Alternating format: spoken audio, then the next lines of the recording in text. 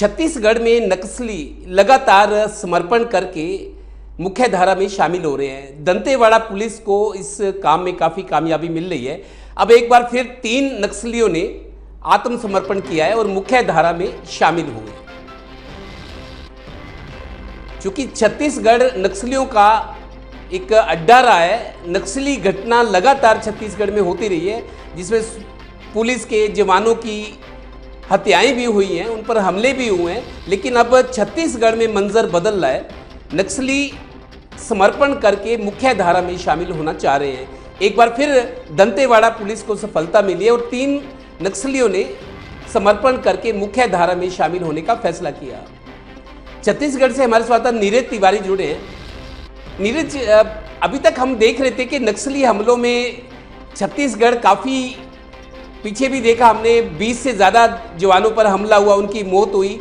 इस तरह की घटनाएं बहुत हुई हैं, लेकिन अब एक बार समर्पण की प्रक्रिया शुरू हुई है और दंतेवाड़ा पुलिस को इस बार फिर कामयाब मिली है। 3 नक्सलियों ने समर्पण किया है। मुख्य धारा में शामिल होने की एक तरह से अब लग रहा है कि शुरुआत हो चुकी है। नीरज जी देवेंद्र, बिल्कुल छत्तीसगढ़ में एक तरह से नक्सलियों का आतंक बना हुआ रहता था।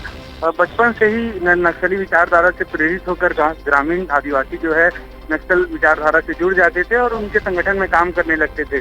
लेकिन छत्तीसगढ़ में सरकार ने नक्सलियों के आत्मसमर्पण की नीति बनाई और तरह तरह के जो मुख्य धारा के लोगों को फायदे मिलते हैं, वो सारे फायदे जो है वो आत्मसमर्पित नक्सलियों को जो मिलने लगे।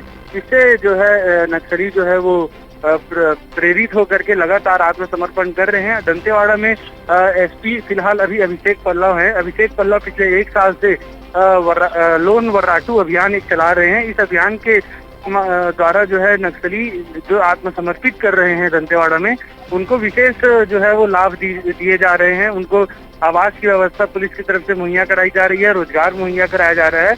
इनके अतिरिक्त जो राज्य सरकार की सुविधाएं हैं उनका भी लाभ जो है उनको दिया जा रहा है। ये जो लोन वर्राटू अभियान है, इसका सबसे ज्यादा लाभ अभी नक्सलियों को मिल रहा है, जिसके चलते बड़ी मात्रा में नक्सली आत्मसमर्पित कर रहे हैं, आत्मसमर्पण जो है वो लगातार कर रहे हैं। दंतेवाड़ा में जब से ये अभियान शुरू हुआ है, लगभग 1 साल से ये अभियान चल रहा है, 100 से ज्यादा इनामी नक्सली जो है वो आत्मसमर्पण किए हैं और 300 से ज्यादा जो है नक्सली अभी तक इस अभियान के दौरान आत्मसमर्पण कर चुके हैं। जी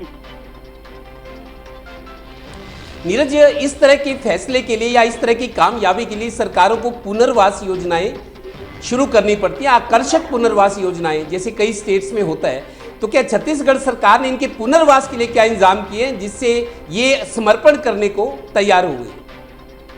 जी देवेंद्र, मैं बताऊं आपको कि छत्तीसगढ़ सरकार भी नक्सलियों के लिए जो समर्पण कर रहे हैं उनके लिए पुनर्वास योजना चला रही है। उसके लिए सरकार ने एक अलग से पुनर्वास नीति राज्य में बना करके रखी है और उसके जो मापदंड है उसके अनुसार जिस श्रेणी के नक्सली आत्मसमर्पण करते हैं उनको उस श्रेणी का फायदा दिया जाता है। फिलहाल जब नक्सली आत्मसमर्पण करते हैं, चाहे वो किसी भी श्रेणी के हो, खूंखार हो, सामान्य नक्सली हो, सबसे पहले उनको अनुदान राशि 10,000 रुपए की समर्पण करते वक्त दी जाती है और उसके बाद आगे की प्रक्रिया शुरू होती है। यदि कोई बड़ा नक्सली यदि कोई समर्पण करता है, जैसे कि यदि 3 खूंखार नक्सलियों ने आत्मसमर्पण किया है, तो इनको 10,000 रुपए प्राथमिक अनुदान तो दी ही गई।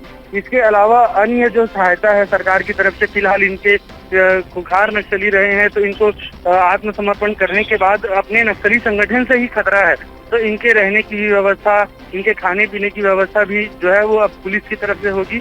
इसके साथ ही जैसे कुछ दिन हो जाएगा, यदि पुलिस के समझावे से यदि समझ जाते हैं और अपने गांव के बीच जाकर खेती किसानी करने को तैयार हो जाते हैं, ग्रामीणों के साथ रहने को तैयार होते हैं, तो ये अपने गांव में जाकर निवास करेंगे।